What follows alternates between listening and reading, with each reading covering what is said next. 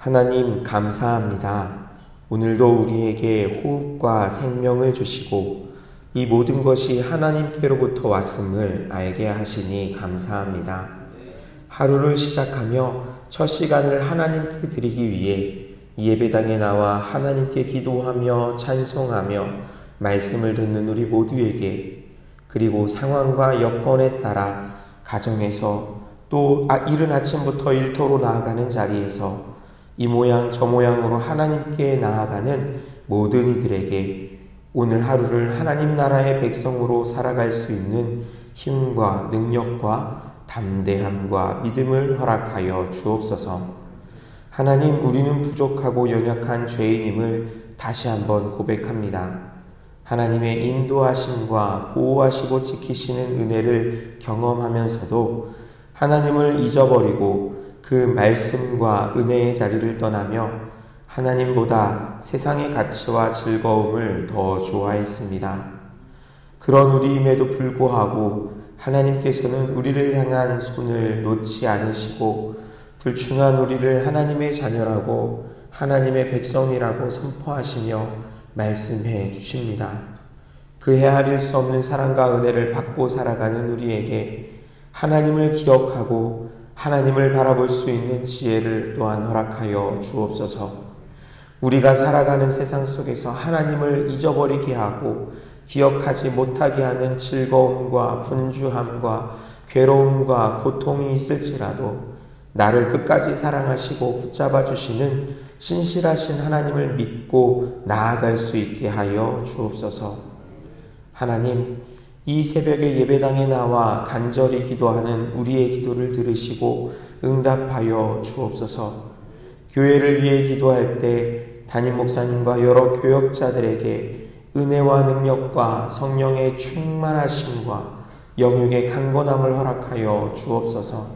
장로님들과 한수 집사님, 권사님들께 하나님께서 맡겨주신 사명에 충성하는 마음을 허락하여 주시고 가정과 생업과 자녀 손들에게 그 헌신과 섬김의 복이 넘치게 하여 주옵소서.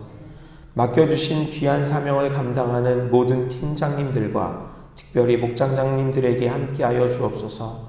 방학 중인 모든 사역들에도 다음을 준비하며 살피는 시간이 되게 하여 주옵소서. 본격적인 무더위와 또한 여름 사역을 계획하는 이들에게 하나님께서 주시는 참된 평안을 누리게 하여 주옵소서. 미래준비국과 청년국의 여름 사역을 위해 기도합니다. 환경과 여건과 물질과 날씨와 상황 가운데 함께 하셔서 부족함이 없이 차고 넘치는 복된 천국잔치가 되게 하여 주옵소서. 수고하며 준비하시는 교역자들과 교사들, 그리고 돕는 모든 이들에게 먼저 기쁨과 감사와 은혜가 넘치게 하여 주옵소서. 주님, 환우들을 위해 기도합니다. 육신의 질병으로 고통 가운데 괴로워하는 성도들을 치료하여 주옵소서. 여호와 라파, 치료의 하나님, 수술을 앞둔 어머니를 위해 기도하는 성도님도 계시고 오랜 투병과 치료의 과정을 겪고 있는 자녀로 인해 하나님께 기도하는 부모님도 계십니다. 무더위에 지치고 힘들어하며 감기와 코로나로 근육과 관절, 연로함에서 오는 어려움, 가정에서 또한 길에서 넘어지면서 다쳐 아파하는 이들도 있습니다. 모든 상황과 여건을 아시는 하나님께서 찾아가셔서 만나주시고 위로하여 주시고 치료하시며 회복해 하시는 역사를 경험하게 하여 주옵소서. 오늘 또한 이사를 하는 가정도 있습니다. 주님, 이사하는 모든 상황과 일정 위에 주여 함께하여 주시고 형통케 하여 주시옵소서. 오늘도 주님 앞에 나오며 간절한 소망을 담아드리는 귀한 헌금이 있습니다. 이 1,000번째를 받아주시고 매일마다 예배하며 드리는 이 예물을 기쁘게 받으시며 그 기도와 소망에도 응답하여 주옵소서. 이 시간 말씀을 함께 나눕니다. 성령으로 감동케 하사 이 말씀을 통해 살아계신 하나님의 뜻을 깨닫는 시간이 되게 하여 주옵소서. 감사드리며 우리 주 예수 그리스도의 이름으로 기도드립니다. 아멘. 하나님의 말씀은 구약성경 예레미야 2장 29절부터 37절까지 말씀입니다.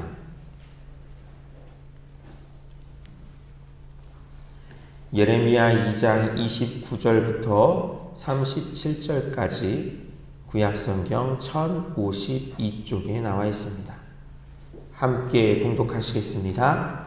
너희가 나에게 대항함은 어찌 됨이냐?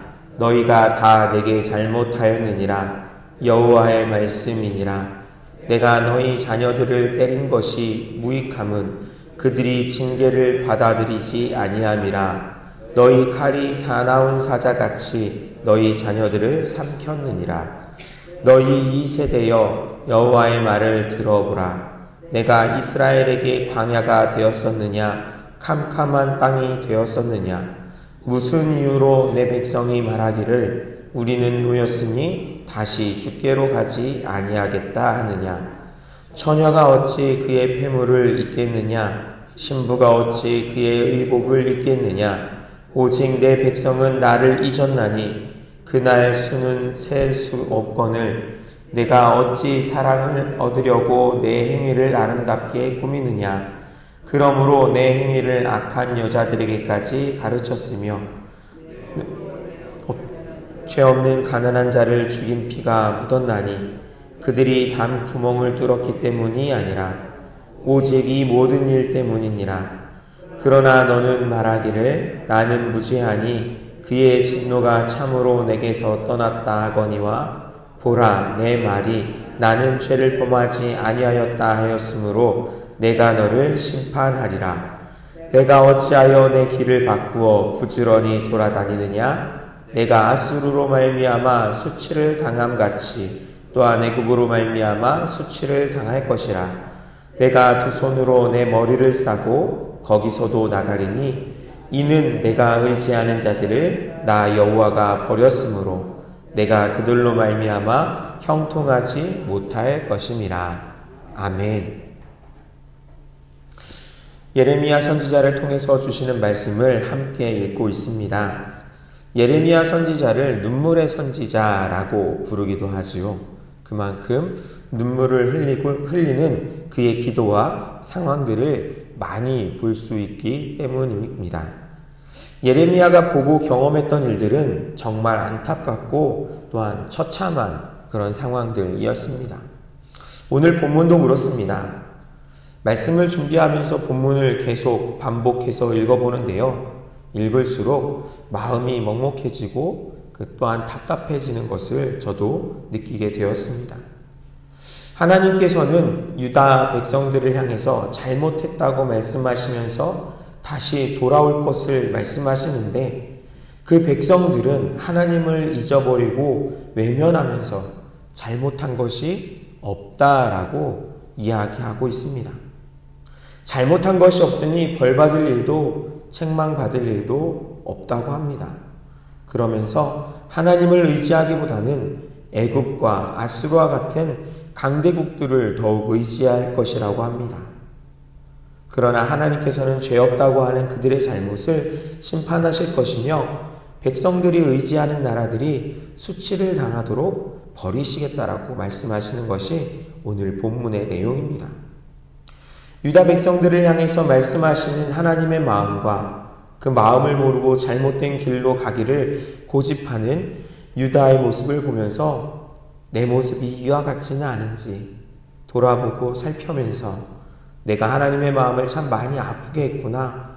하나님께서 나를 보시고 참 속상하셨겠구나 하는 생각을 갖게 되었습니다. 오늘 본문의 말씀을 이제 보시면 이렇게 시작합니다.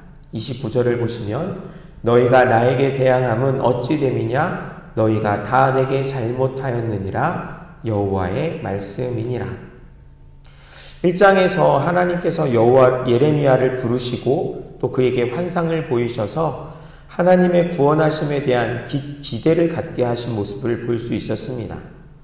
2장으로 와서는 하나님의 인도하심과 보호하심에도 불구하고 유다 민족의 조상들이 하나님을 멀리했던 역사를 말씀하시는 것부터 시작합니다. 그들이 행한 두 가지 악한 일이 있는데 대표적으로 생수의 근원이 되신 하나님을 버린 것이 그 첫 번째고, 두 번째는 하나님을 버리고 스스로 물 웅덩이를 팠다라는 것입니다. 하나님께서는 이 웅덩이가 터진 웅덩이라서 물을 가두어 둘 수 없다고 말씀하고 계십니다. 광야에서의 생활도, 가나안 땅을 차지하고 그곳에서 살아가는 모든 순간도 하나님의 언약으로 이루신 놀라운 은혜였음에도 불구하고 백성들은 계속해서 하나님이 아닌 애굽 같은 강대국들, 그리고 가나안에서의 우상들을 찾아갔습니다. 그것은 마치 성욕이 일어난 드람나기 같아서 아무도 그것을 막을 수 없는 것처럼 유다 백성들은 하나님의 말씀과 경고에도 아랑곳하지 않고 오히려 이방신들을 사랑한다고, 그들을 섬기며 따르겠다고 선포하고 있는 것을 보게 됩니다. 하나님께서 만드신 피조물들, 나무와 돌들을 향해서 이것들이 나를 낳아주신 아버지라고 고백하기도 하고, 어려움이 있을 때는 또 달리 그것들에게 매달리는 게 아니라 하나님께로 와서 하나님께 구원해달라고, 도와달라고 하는, 그러한 어려울 때만 하나님을 찾아오는 모습을 보시면서 하나님의 마음이 어땠을까 하는 생각도 해보게 됩니다. 하나님께서는 그런 백성들의 모습이 하나님을 대항하는 것이라, 그것이 하나님께 잘못하고 있다라고 말씀하시고 계시는 것입니다. 여기서 대항한다라는 것은 싸운다는 것이고, 잘못이라는 것은 반역의 의미를 담고 있습니다. 하나님을 싸움의 대상으로, 싸워서 무찔러야 하는 대상이고, 반역해서 뒤집어 엎어야 할 대상으로 여기고 있다라는 것입니다. 하나님께서 선지자들을 보내셔서 그들의 잘못을 지적하셨음에도 불구하고 유다 백성들은 도리어 하나님께서 보내신 선지자들을 사자운 사자와 같이 대했습니다. 이것은 무시하거나 피했다는 정도가 아니라 피를 흘리게 하는 폭력과 심지어 생명을 빼앗기까지 했다라는 것입니다. 이 말씀을 보니까 예수님께서 포도원 농부의 비유를 말씀하셨던 것과 같이 연관이 됩니다. 주인이 포도원을 농부들에게 새로 주고 떠났습니다. 포도원의 소출 가운데 일부를 세를 받아야 될 때가 되어서 주인이 그 종들을 농부들에게로 보냈습니다. 그런데 이 농부들이 세를 주는 대신에 이 종들을 때리고 능욕하고 심지어 죽이기까지 했다는 것입니다. 오늘 본문에 나오는 유다 백성들의 모습을 그대로 보여주고 있지요. 마지막에는 주인이 아들까지 보냈지만 농부들은 잘못된 계획을 세우지요. 이 아들을 잘 대하고 세를 주고 그렇게 하는 것이 아니라 아들을 죽이고 주인의 포도원을 자신들이 차지할 악하고 잘못된 계획을 세우고 실행하는 것입니다. 결국 농부들은 그들의 계획대로 포도원을 갖게 된 것이 아니라 분노한 주인에 의해 진멸되고 포도원도 빼앗기게 됩니다. 그렇듯 하나님을 대항하여 싸움을 걸며 반역을 행하는 유다 백성의 이야기를 들어보십시오. 우리는 노였으니 다시 주께로 가지 아니하겠다라고 합니다. 하나님의 답답한 마음이 어떤 것이냐면 도대체 유다 백성들이 왜 이렇게 이야기하는지 이해를 못하시는 것입니다. 하나님께서 그들에게 광야가 되셨습니까? 캄캄한 땅이 되셨습니까? 광야나 캄캄한 땅은 결코 좋은 의미가 아니지요. 두렵고 어렵고 힘들고 아무것도 보이지 않는 그런 모습입니다. 고난과 역경이 있는 곳, 밝은 빛도 진리도 생명도 없는 악함만이 가득한 곳을 의미합니다. 하나님께서는 유다 백성들을, 그리고 택하신 백성들을 그러한 광야와 캄캄한 땅을 지날 수 있도록 지키고 인도하셨습니다. 보호해 주셨습니다. 그런데 지금 유다의 이야기는 하나님께서 자신들을 억압하셔서 자유로움이 없었다고, 마치 광야와 같았고 캄캄한 땅과 같았다고, 그래서 하나님을 떠난, 하나님의 말씀에 순종하지 않고 하나님 없이 사는 지금이 너무나 좋다라고 내가 하고 싶은 대로 내 마음대로 하면서 내 생각대로 하면서 살아가는 것, 나무나 돌과 같은 우상들을 섬기든 애국과 아수르와 같은 강대국을 의지하고 따라가든 내 귀에 듣기 싫은 말을 하는 사람들을 무시하고 폭력을 행하든 지금 이대로 살아가는 것이 너무나 좋다라는 것입니다.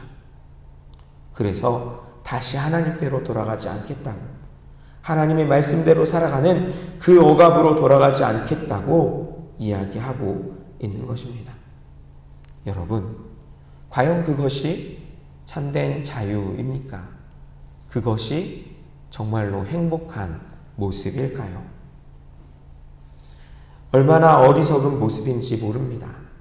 왜냐하면 생명의 길을 버리고 사망과 죽음의 길을 택하여 거기가 좋다고, 이렇게 살겠다고, 더 이상 나한테 신경 쓰지 말라고 이야기하는 이런 유다 백성들의 모습을 보시면서 하나님의 마음은 또한 얼마나 아프셨을까요? 저와 여러분이라면 어떨까요? 기껏 희생하며 열심히 키워놨더니 너무 싫었다고 부모님 탓하면서, 가정을 탓하면서 이제는 내 맘대로 살겠다고 하는 자녀나 가족들의 모습을 본다면 우리의 마음은 또한 어떨까요? 그런데요, 하나님께서는 그런 유다 백성들을 그래도 내 백성이라고 부르십니다.